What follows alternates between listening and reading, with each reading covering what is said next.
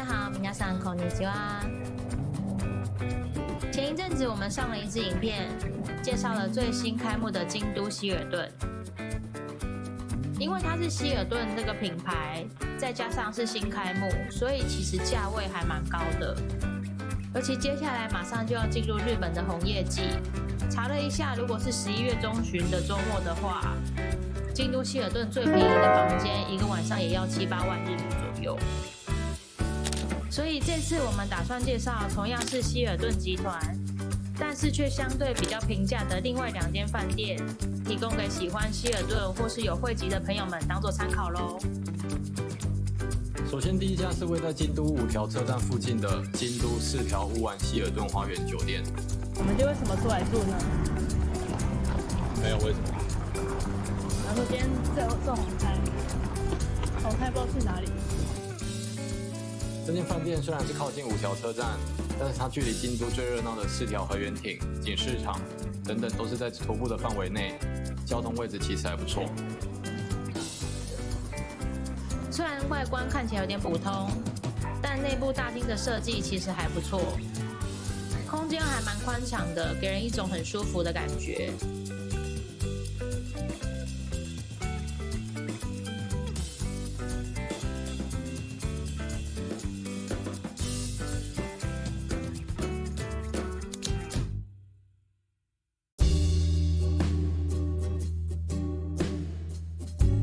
办完入住手续后，我们就来到这次的房间。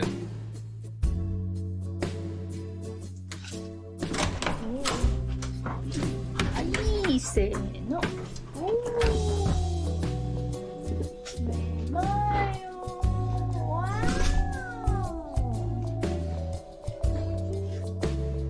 哦！好，我们来看一下细节，整体很不错呢。这个灯先给它打开啊，好可爱哦！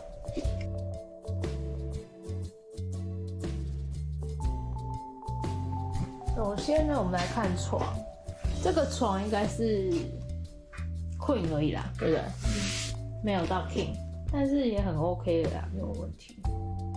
然后这边有一个沙发区，沙发区旁边都还有一个充电，很棒。非常好，然后如果是带行李箱的话，这边完全就可以打开，空间很够。觉得旁边的书桌设计也很不错，是一个很可以沉静下来的空间。配色上也让人感觉蛮舒服的，上面可以吊衣服，然后正常的话，皮箱如果是比较小型的话，是可以开这边。Brita 的这个。还有教你怎么使用有机咖啡、煎茶，它是没有放东西的，然后这边就是放说你们可以下去买这样子。哦，它有睡衣，日式的还是有睡衣，重复使用的，消毒过的。然后来看一下它的浴室。基本上就是基本的房型，所以就是只有 shower booth 跟洗面台，是身体乳液，它都写各种语言啦，没有中文，但就还可以，设计感蛮漂亮的。哦，因为是钻卡会员的关系，所以他刚刚有给我们这种小牙刷。这个大小还不错，这大小出国旅游很好带耶。这个是组合的，把它套上去就可以变长。然后最后是它的 shower booth， 有椅子，很棒。然后一样墙壁上都有固定好。花很基本，虽然不会说到非常大，但是很 OK 的大小了。然后这边当然是也都可以拉起来，2个门，可以拉起来。房间整体用比较多的木纹设计，有很日式的感觉。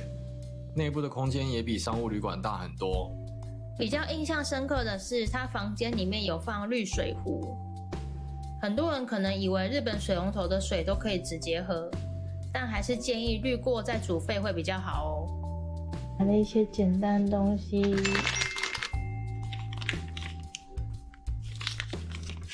试一下喽。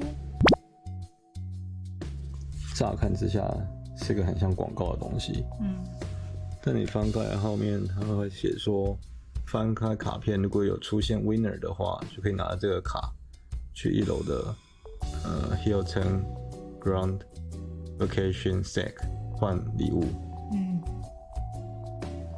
对 ，OK， 好，你翻开之后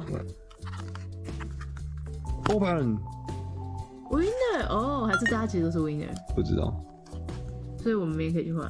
对，我们这边可以去楼下的 shop 旁边的这个。第2天的早餐，今天睡得还好吗？还好。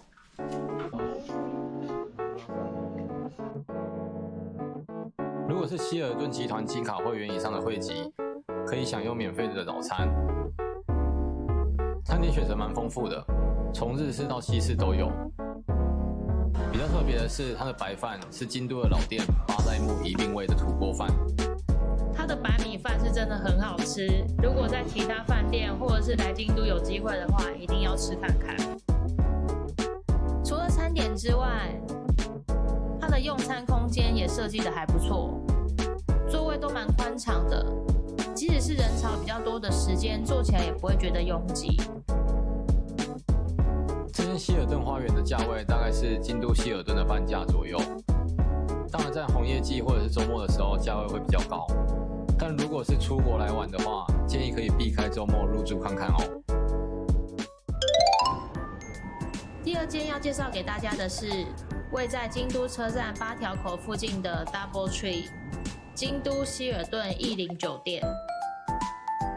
如果来京都玩，不晓得该住哪里比较好的话，选京都车站就绝对没有错。京都车站的位置在7条和8条之间，不管是搭乘电车、地下铁或者是公车都非常的方便。携带大型行李箱的话，在抵达京都后也可以先去饭店寄放，是蛮推荐第一次来京都时可以住宿的地点。京都车站 Double Tree 的位置也非常棒，只要过个马路就可以到京都车站，非常非常方便。一进入大厅之后，也是满满的日式设计，加上挑高的天花板，让人不会感受到拥挤，是非常舒服的空间。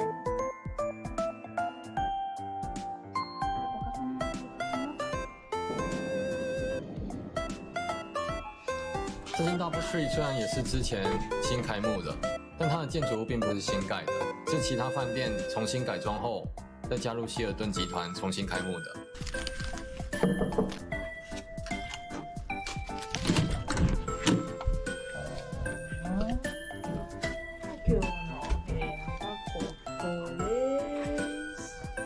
现在我们去看房间，还有帮我们升等到 King Size 的床，才新开的，只是设计就是简单。确实是设计感蛮对，尤其是这种灯，就会让人觉得它大厅就蛮日式的，有那种和风的感觉。但是这里就突然变成是那种很经典的美式饭店会有的设计感。然后我很喜欢是它的外面的景色，这样马上就可以直接看到新干线的月台。哦，在飘雨了，今天红胎啦。其实它交通位置真的很方便，哪怕是像今天下雨天，从这边过来直接跑过来都 OK， 没有什么太大问题。也是这种很日式的设计，打开看看。哦，上下一起的，上下一起的。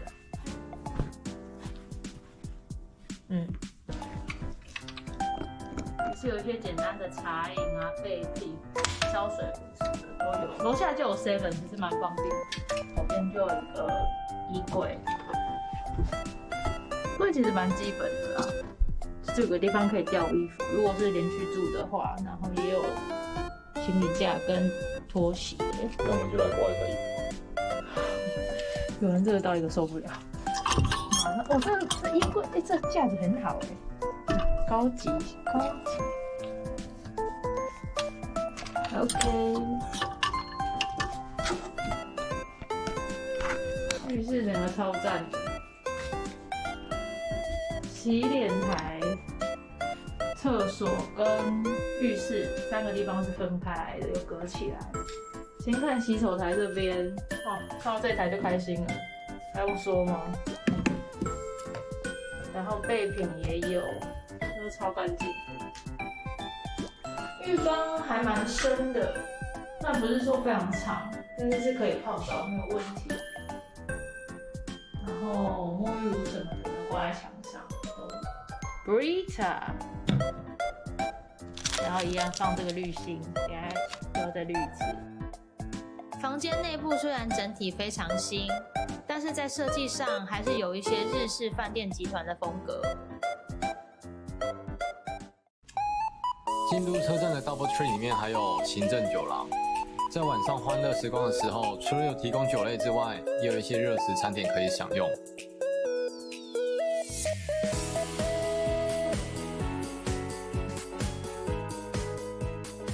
餐点内容算是还不错，当做晚餐吃的话，算还 OK。但是如果吃完还有点小饿的话，其实它楼下马上就有 7， 还蛮方便的。比起酒廊的餐点，隔天的早餐就让人印象非常深刻。早餐我们是在1楼的餐厅享用，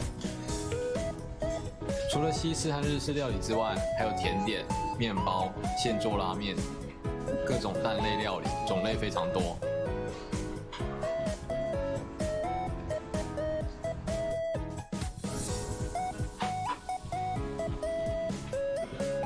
更夸张的是，还有冰淇淋。印象很深刻的是，它有一整区的抹茶甜点。唯一小小失算的是，我们是在礼拜天入住，所以礼拜一的一早要赶着吃早餐，然后又要去上班，根本没有办法吃太多。这里的早餐和京都希尔顿的丰富程度真的是不相上下，当做早午餐吃也完全没有问题。接下来11月中旬，很快就要进入京都的红叶季。